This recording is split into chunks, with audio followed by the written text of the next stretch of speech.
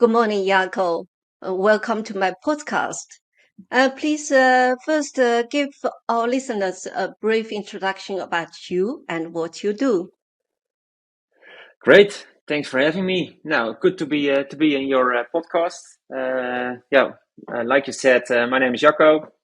Moved to China in 2006, so it's already quite some years ago.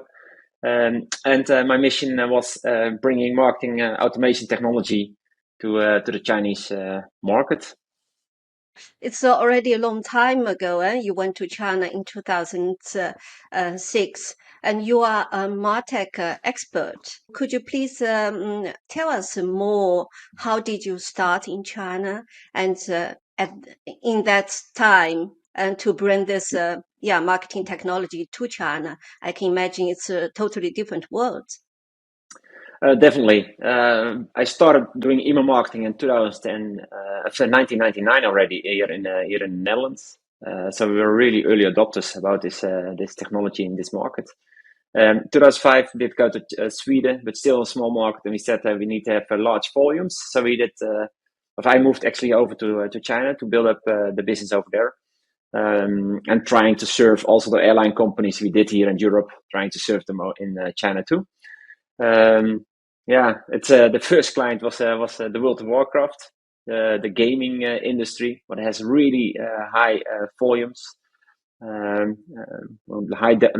databases, and we do the email campaigns for them within the Chinese market, and that's how we grow from 2006 in the years after to grow our network with all our airline companies, and but also the Starbucks, the loyalty programs, Disneyland, China.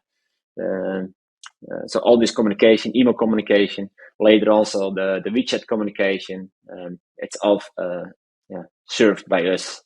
And not forget SMS. That was that time really big in China, even if it's not used for marketing purposes here in Europe.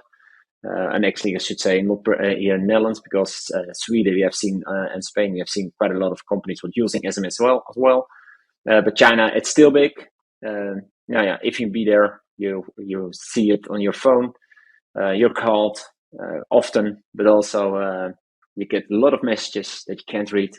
But that's how it works in China, and that's how we did our business there as well. So that's how we started. It seemed to me really a huge leap for your company to suddenly need to deal with such a huge population. I understood from you with the Minecraft, you need to send millions of emails, right? We did millions of emails, and we thought we can do it in a few days, but that turns out that it cost us over a week to send out this campaign. The volumes were a little bit Yeah. different than the volumes we are used to here in Europe. Yeah. What's the volume in Europe you normally deal with? The largest volume we did that time was a bit over 1 million in one batch. There we started with over 40 million in one batch. So that was the big differences. Did you hire a lot of people to work on this project? How did you manage to scale up in such a amazing way? Now the thing is that starting China without speaking the language is always quite difficult. So we started with I found it actually a Chinese guy, really good guy in what was studying here in the Netherlands, and together with him we decided to start China. So he did all the translation work, and I did come up with the ideas and how we can do it and how we can solve it. Can we solve issues? So, and that time, it was not really common that you have a lot of Western companies especially not in this industry. It was all still in the internet bars where you can find, that you can find everywhere on the street. So it was quite really in the beginning over there to do this marketing automation stuff and email marketing part. Yeah, and Jacco, you graduated from Utrecht University of Applied Sciences in That's right. 1997, and 2 years later, in 1999, you started Webpower, a very innovative email marketing company. And share with us about the process of starting your own company just 2 years after your graduation and to become a very successful entrepreneur. Yeah, I think it's in the genes if you've been an entrepreneur or not. So I think that there is where it starts. So you're always searching for possibilities. You're always try to find ideas what you can do, and they can and they also your interest in, because in the end, if it hasn't your interest, you will never be successful. Because being an entrepreneur is quite often going further there and go forward and seeing things, and what would take and take a lot of risk actually as well. So it's the same thing for us also when we did go to China. We didn't have any experience in this in China mainland. Let's just go and see where it ends. So it's something in the genes, I think. You cannot. I'm not sure if you can learn it. So it's to being an entrepreneur. Yeah, this your if I look at your journey, it's really, really very entrepreneurial, and because you started your company Webpower 2 years after your graduation, after 7 years, you scale up and you went to China without knowing the country, without having Guanxi, your own network there, and so I think it must be quite difficult when you just landed in China with this employee you found from the school in the Netherlands, a Chinese guy, I understood. And how did it start really from scratch in China? What's your journey and what were the difficulties you faced? Yeah, I can write one book about all failures we made, but it's not really interesting. I think it's it's now we can laugh about it, but the time if you've been there, it's quite stressful. But on the end, you're really optimistic to achieving your goals. So that's why you're still working on the same goal, getting your business done. So we hired a few people in the beginning already, starting for sales and starting to search for clients. uh, yeah, how it starts. It's a process where you're going through, making a lot of mistakes, and sometimes you're lucky that you're making deals. The biggest change for us was that our competitors were big spammers, and spamming is something different than email marketing. To explain that to clients, it's quite difficult. So what we decided in the end is, if we can make an anti-spam law in China, let's go for it. So our competitors can't do the job anymore. So that's what we thought, and what we did within 24 hours. Wrote the whole anti-spam law for China, and then we started lobbying, getting this law. Yeah, getting this law within China, and that we succeed. A few years later, a bit less than 2 years later, and makes immediately that starts to be an industry. And being an industry means that companies, yeah, contacting you as well, because they also don't want to be close to spammers. They also see that it is an industry. You need to do it different. And the same thing is all ISPs. That's where what we know here in the Netherlands for Gmail and Hotmail, for example. All these kind of ISPs, they starting really appreciating us that we did do it another way. Um, that they can keep the inboxes also a bit more clean. So they make wall programs for white labeling and everything. And so we were from day one on these kind of lists. And it makes our business growing really fast, from 2009, 2010, 2011. Really the peak that you could close a lot of deals every day again. Yeah, it's amazing if you can do that. You can close deals every day. I think that must be very exciting years and moments for you. Definitely, the team was also growing really rapidly. We were over 300 that time. And uh, yeah, that's the market is changing. That's definitely what we see. It's also email is not that popular anymore, even if it's still used for B2B purposes. It's less for B2C, much less for e-commerce. That's definitely a different league now. But yeah, the same for us. We are in this market already for a long time, so we grow with the market. We develop it with the market. We build up a large development team there as well. So we're really close to the latest technologies, messaging, and everything is what belongs to that. And still, we're serving also many companies in China what want to go to the West. We do the delivery from the email here from service here in Europe to all the Western e-commerce portals. And what I said before, Hotmail, Gmail, we all know, but they're not known in China. You have there the local services, QQ, 163, 127. That's all local ISPs. Means immediately that the Western ISPs don't have any experience with these services. So we do for many large Western brands the email marketing in China. So we are a bridge between China and Europe, and say China and the West. How does it work, Jacco? Because in China, from my personal experience, many people almost never, they seldomly use their emails, and they all use WeChat to communicate.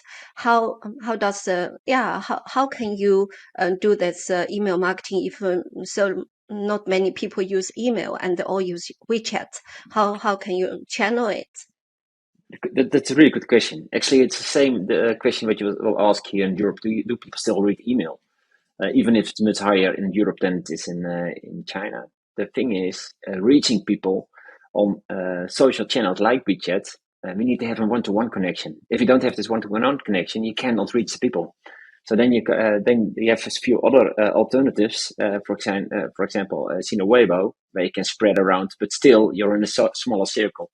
So you need to spread your word then via KOLs, influencers who have a lot of followers, or via other possibilities. But it's the possibilities are not that many. So then you need to find a solution, and an email is still a solution, even if just 20-30% of the people do read the email.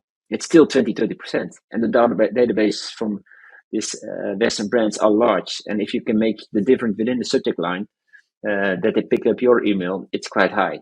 So the good thing is you feel you're spammed on SMS. You're called by call centers the whole way if you're in China on Chinese numbers. For WeChat, it's really clean, but it's only in your inner circle. Weibo is a little bit larger, but still a circle. E-commerce portals is the messages you receive are from the places you visit. If it's Douyin and or others, if it's Tmall, name it. So you don't have all possibilities to reach your potential client or your client. And for a brand, a luxury brand, now let's name one, Tag Heuer watches, really well known. If you want to reach potential clients for your watches, then this person should already follow you. For example, in WeChat or another channel, but should follow you, and that's quite difficult to reach the audience, to reach your potential clients, reach your clients, and that's why email is still heavily used also in China. Now I get some idea about how it works. And you also do marketing. If you do marketing, email marketing, you also look at the analytics and what's the opening rate of the emails. Do you also see huge difference between the Westerners and Chinese? Is the open rates much lower in China? I'm just curious about how this what's the behavior of the customers. There is no one answer, and that makes it really difficult, because if you receive an email from, let's take a luxury brand, LVMH, Gucci, should probably name a few others, Fendi, give the name. If you have these kind of brands, and then the open rate is still quite high. If you are an unknown brand, then the open rate is much lower, because you cannot make the difference within the inbox. I give quite often the example: we are not responsible for content as a company, even if we help clients to make the content more local. But it's if you give a free ride for a Ferrari, everyone would say yes. if you ask 100 euros for a pencil, everyone will say no. So that's more or less the difference. Also with the subject line and everything what's in the inbox. So you can definitely make the difference with the subject and the content from the email. The other side where we are responsible for, we do 100% delivery rates, and that's because of our connections we have as local ISPs. Okay. And if you look at the technology development at the moment, I can imagine the content plays such an important role. But if we look at the AI, in the last few months, AI really exploded. I can imagine also in your area, AI also applied in many areas of the marketing. And what's the landscape? What's the future of marketing and email marketing or marketing technology if we take AI, the development of AI into consideration? Again, really nice question to do that here in April in 2023. So it's because this is really a timestamp. If you have about AI, just the upcoming AI tools, because there are everyday new tools. You have a list of tools already what can create their own companies with including using other tools, AI tools. So it's fascinating what's happened these days. And we all don't know where it will finish. The good thing is there are actually two things in this one. The first one is that I always said China is far ahead if it's about technology. If you look to the in-platform possibilities they have as e-commerce, it's amazing what they do. They're far ahead. If you look to the whole AI technology that you have behind Douyin, what we know as TikTok, they're far ahead of all the other platforms. That's why all the kids are for hours, and they prefer to be one day in one row to be on TikTok, because the whole profiling, what is behind this solution, it's amazing. What's happened now for the last 1.5 months is that the first one that popped up was ChatGPT. But if you look now to our company, we use many AI tools to generate the pictures, to generate the content, to generate more or less whole programs for clients. But it's still all done on AI tools from outside of China. So we use ChatGPT, for example, still. We know that Chinese Baidu is really working hard on it to get also an AI tool. We know that Tencent is working on this kind of tools, and probably thousands of other companies doing as well in China. But we don't have this. We don't use this technology yet. So looking to technology, to the technology side, 2 months ago, I would say we're in China. We're far ahead of everything what's happening here in the West. Now I will say with the whole AI technology, the West is picking up, and it's the level of how they picked up the AI. It's really high, and I didn't expect that the West will be the US, for example. I should say the US because most tools are coming from the US. That will be so far ahead of China now. That it just popped up, and also from totally unknown companies. For me, unknown companies, probably they were really big already before, but I didn't know them before. And you will expect this from the big companies like Microsoft, from like Google, that it popped up as this kind of technology. But it's changed, and I was also surprised about it. But I definitely make use of it. Yeah, I think for you, for your company, and for your future, and what you will do in the future, this is also a really fascinating time, because there's AI technology. What's happening now will really transform a lot of things, and also a lot of job, and will have a lot of impact. And because AI can create a lot of contents, pictures, and like you already applied it. But with this fast developments, and how do you look at the workspace? If you look at your employees, the people you are hiring, do you also think their job will be at stake? Now, what we definitely should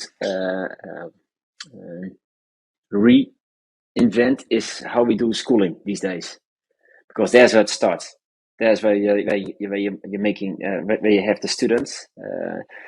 That's the way how and I have yeah, it's a really big step for how schools need to do the whole way of teaching, because there is the basics. If you look to our company, it's they're all digital. They're all digital mindset. If all on digital mindset, if you look to them, it's not so hard to start working with it. They have the designing department, what creating animated, creating GIFs, pictures the whole way. So they picked up the tool quite easily and start working with it, start playing with it. Same thing with yeah, with Adobe, with the new versions of it, that that you just text what you want, and the software is changing it already for you instead of finding the right button doing so. It's just a different way of working. So that's not a big step. The way how you generate content, you use, for example, ChatGPT to make the outline, and then you make your own text out of it. So it's a really good basic, and it works just faster. So it's not a big change. The thing is that it really starts in our schools where the issues are, because they still want to learn you everything, how to write, how to do things, how to work with Adobe. But that's changed so fast that you really need to reconsider if that's the right way to teach kids, teenagers, and even adults.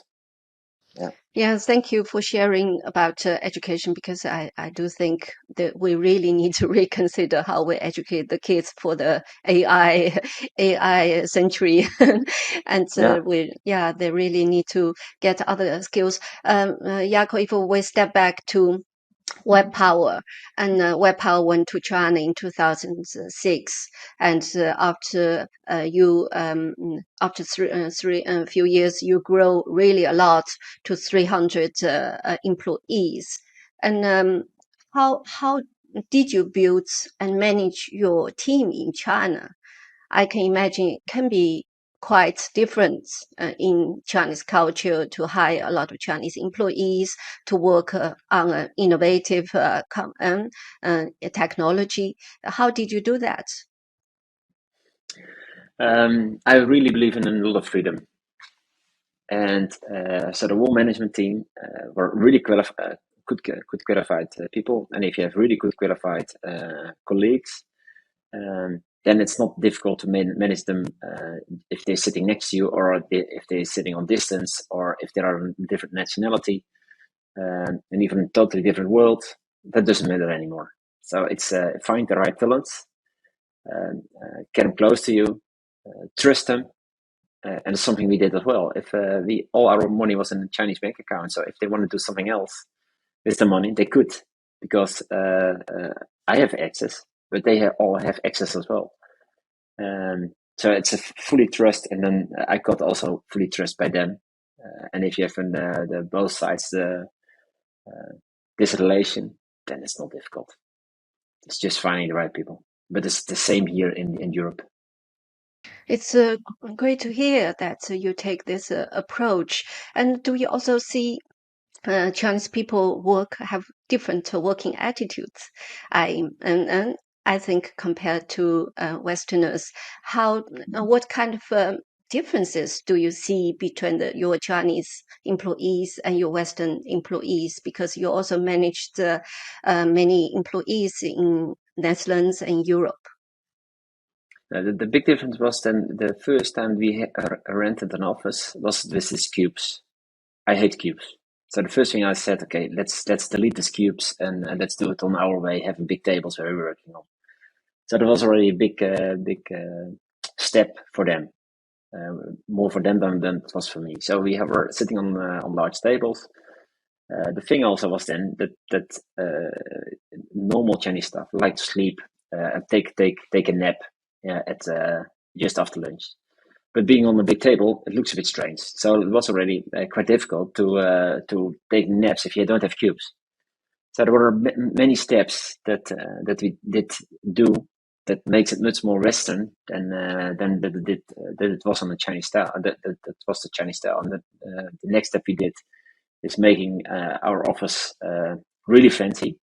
So not gray and cubes, but fancy with all colored floor, with black walls, with our logos everywhere. Yeah, and large tables.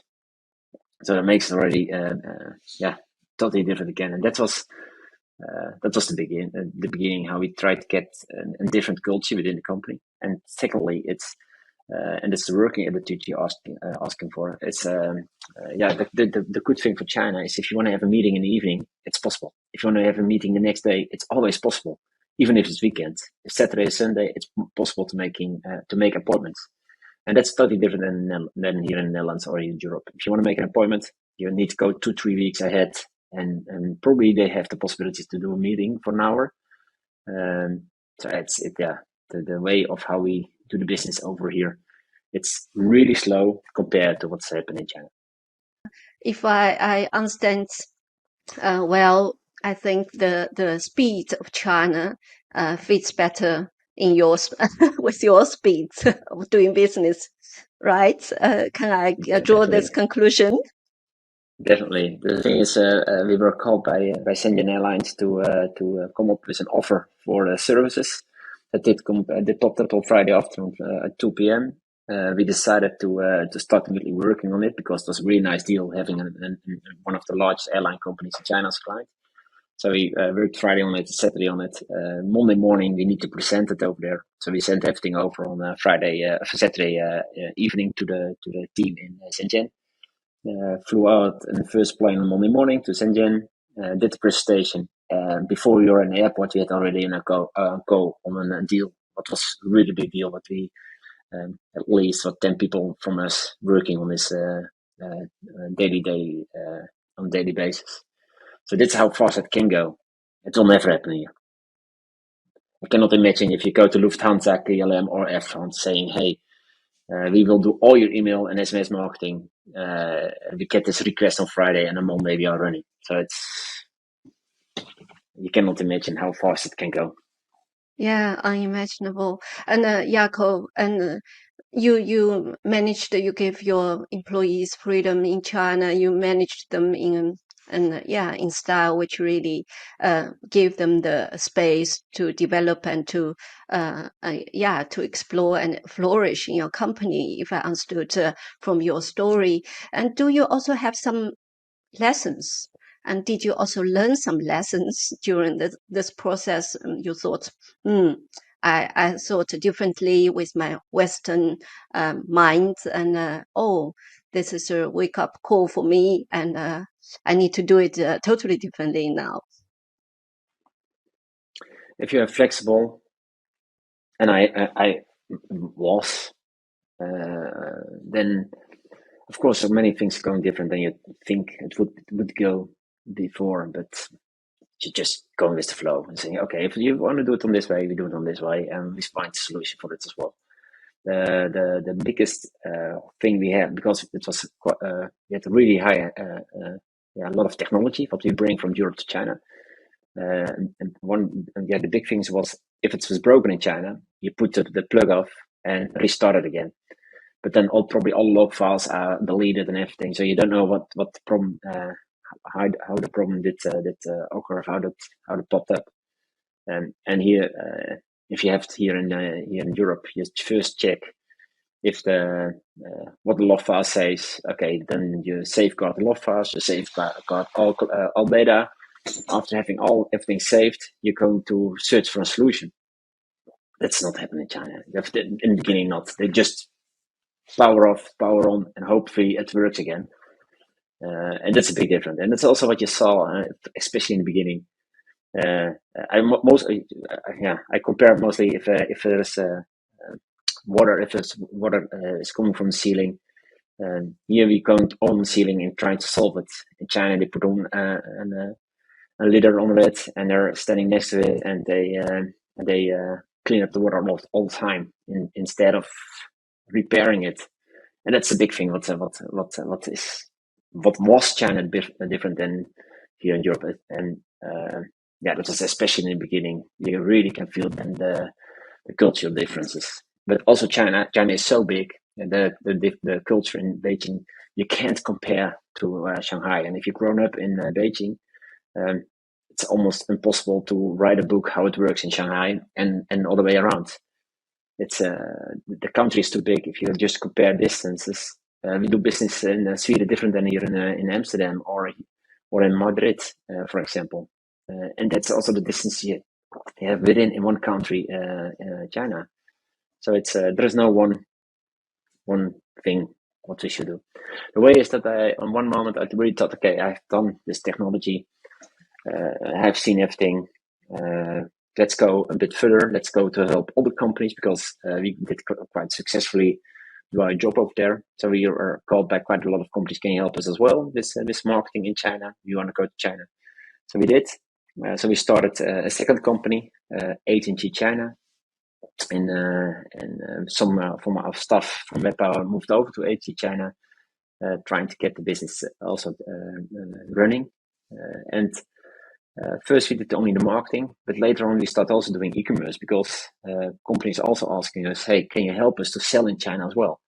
So next to Webpower, what is still running successfully in China was that technology. We do now with AG China, also now the marketing and e-commerce, and that makes it a lot of fun as well. So it's some physical things what you start selling in e-commerce stores, and that's also really on the edge of technology because we know here TikTok as a company for teenagers, probably a bit. Also people from the 20 while are playing of watching movies all the time. If you go to Douyin, or both ByteDance, the mother company in China, Douyin it's a real e-commerce platform. It's only focused on e-commerce with live streaming, and the whole way how they selling products in China is so different than here in Europe. It's all even if it's a lot of offline sales, of course, as well, but online it's much further than we do here. But the technology we're using here in China, here in Europe. The thing also is that everything is within one platform. So if you use Douyin, you can watch your products. You can buy the products. You can pay the products. You see the track and trace within the same app. So everything is it's much more concentrated. Yeah, I also noticed this development when I was in China last month, Jacco, what you mentioned about Douyin, because I asked about a table on a friend. What they first did is they opened Douyin and just typed the name of the table to get all kinds of videos about this table, and then you can go to buy from the shop and directly.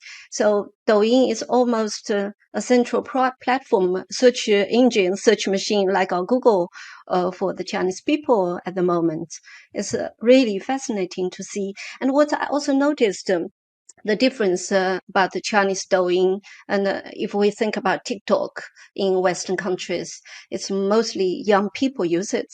But in China, Douyin is used by all ages.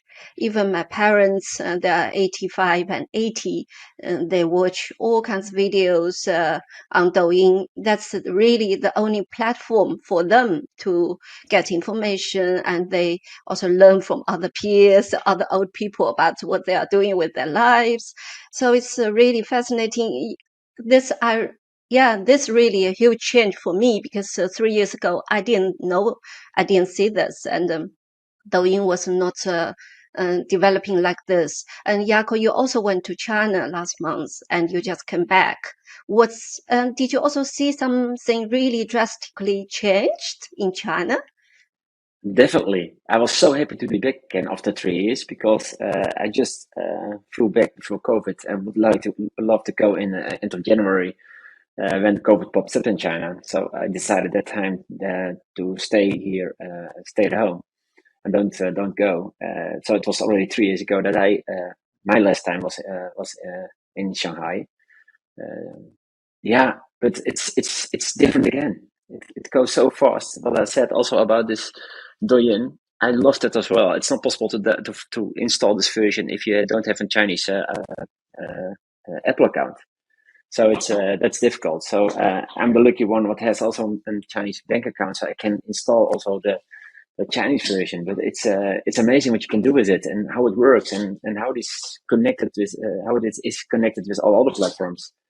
And yeah, I loved it. So it's but it's the way how they do it. They see something and they start first searching on Douyin, and that yeah, it's a nice way of running e-commerce. You didn't see your team for 3 years. Do you also see that they adapt other style of work and other new things they are using or they are doing surprised you? Are there certain things I can imagine you have a team there, you didn't work face to face with them for 3 years? It must be some also some differences. The good thing is I speak more or less every day with them. Sometimes 1 hour, sometimes 2 hours a day. So I have everyday contact with China. But you never start talking about what's happening on the street, because in the office you are talking about the solutions and what we can what we can do better, how we can adapt new technologies. That's something that's passing by every day. But I drove from the airport to my friend's house, and then it's about electric cars. I even make them put some pictures on LinkedIn about it. The brands that you have in China, we don't even know here. If you look to the amount of Chinese electric cars on the street, I thought we were far here in Europe, but they're way further than with the electric cars. Brands that I never have heard of. So in the weekend, I decided to do some research, and I did go to a lot of these car brands shops, watching these cars, sitting in these kind of cars. I loved it. It's models that hopefully are here in a few years as well. Makes the street even bit more nicer, because we are all known the Mercedes, Audis, and of course the BMWs. But having all these brands next to it, you have much more choice. So it's that will be definitely different on the streets here, and I'm really looking forward to it. And I was amazed about how many electric cars you find already on the streets in Shanghai, and even they have the goal to have over 50% of electric already in the next years. So and they will definitely make it. It's already almost there. I think it's if you go to the parking garages, I think 30-40% is already electric. Yeah, this is really also really a huge difference. I also noticed now I hear to you and hear what your experience is well. And because my niece, she works for Neo and she also drives a Neo car, electric car. And electric car. We went on trip and we traveled to very small villages. Even the infrastructure there was ready for this car, and she can just change her battery and in such a small place. And I Yeah, think it's really amazing to see the developments. With the EVs in China and many brands, just like you've mentioned. I yeah. really hope that this will just continue, and this is really nice to see. And Jacco, if you look back at your journey in China, um, we always, when we look at the Chinese and Dutch culture, and many companies face a lot of really differences. But I'm just curious, what are the major differences and the similarities you see between Dutch culture and Chinese culture? um, I think trading is something we both really love. Building up something, the entrepreneurship, how I see it from my side, because it's also different between Dutch and European people, of course. Um, yeah, the spirit achieving something, it's quite similar. If you look to the what's the way of education is definitely different, and that the reason is mostly that the kids are from my generation are grown up by their grandparents that go to school. Teaches what the teacher says is the true. Uh, the thing is that also you need to be at the best student of the class. Otherwise, you didn't have the possibility to go to university, for example. We don't have that here. So this education way and how people then are in a company, that's different. And probably the biggest culture difference between China and Europe. On the other side is, if I speak about China, my view was mostly from Shanghai. That's where I lived. Of course, we had 6 offices in China, so I traveled a lot within China. But in the end, my home was Shanghai and not Beijing and not Shenzhen. Even if I love these cities, it's different. It's a different culture, different way of how they work. A lot of deals in Beijing we did during dinners or during lunches. In China was just what we do here in Europe, just office time. You have a meeting from 9 till 10 or from 11 till 12. The only big difference is that we're trying to be on time here in Europe. And especially if you go to Germany or these kind of countries, 10 is 10. In China, because of the travel, it was quite often if you have a meeting at 10, it will be at 11 or something. So that's the big difference. Because of the traffic, it was really difficult to plan. But yeah, no, Shanghai is really Western. Even that's also one big thing from what I saw a few weeks ago. When I was in China, I was one of the first ones who moved over again. And the thing, you walk on the Bund, the famous riverside walk with all this neon on all the side. So I walked over it, and there are just a few Western. And then I thought, okay, that's really big difference. The big bars like Bouw, Mint, all these bars are closed. Probably they will be reopened again soon. I'm not sure, but they were all closed now. So it's then you really feel there are not so many Westerns at the moment in Shanghai. Yeah. And yeah, the COVID really changed the landscape, I think, and had such impact. And what can we learn from each other, Jacco? Something what we definitely shouldn't learn is the pressure. There is a lot of pressure on everyone to achieve your goals in China. That starts already at schools because of all this after school programs. That starts also in business. You definitely can make the difference if you're smart and work hard in China. Not sure if that should be the standard also here, because life is more than just work.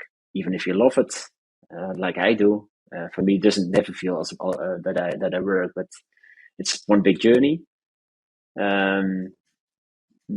Definitely, it's not the way to go. The other side, what I do love is if you want to have a meeting, okay, plan a meeting, not make it too official and make it and plan it in 3 weeks ahead. Yeah, of course if you need to prepare something, but otherwise just do it and to go for it. And it's the same thing what I would say to everyone who love to be entrepreneur or want to do something in China, just go. Even it's now a bit more difficult than it was. There's all these restrictions. It's quite easy now to get a visa again. So just go and do your business, do your thing, and do your business.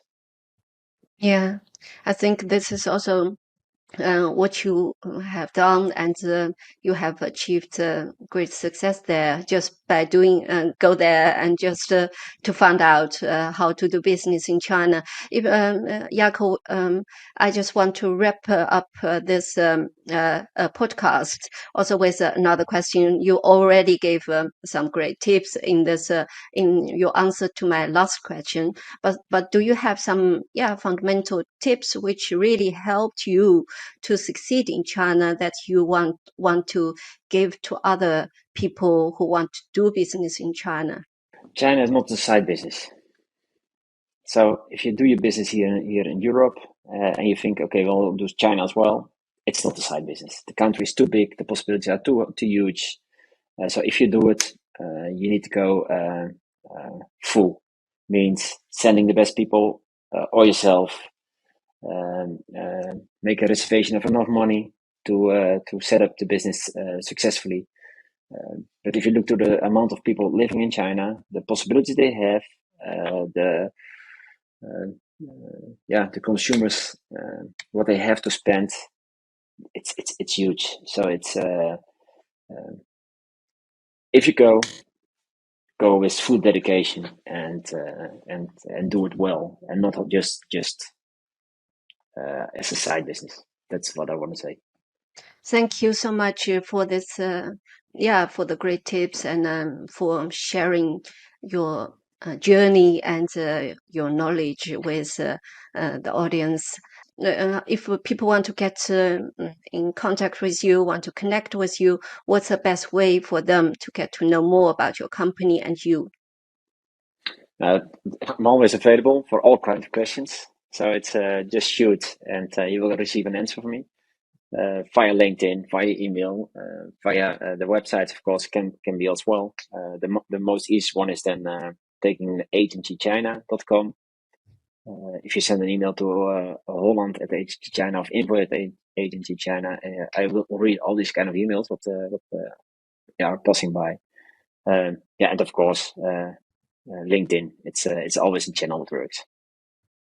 Yes. Thank you, Jacco. I will put all of the links of Agency China and your LinkedIn link, all of the information about you in the YouTube show notes and podcast show notes. And thank you once again for your time and for this great chat. I really enjoyed it. Thank you, Jacco. It was a pleasure. Thanks a lot. Thank you for listening to our Cultures and Our World podcast. If you enjoyed today's episode, please take a moment to leave a review on your podcast platform and share the podcast with more people. By subscribing to this podcast on YouTube and other platforms, you will never miss an episode, and you will help me reach more listeners. I also love to hear from you. Please share your insights, questions, and feedback by sending email to may@iiboo.com. That is MEI@iibboo.com,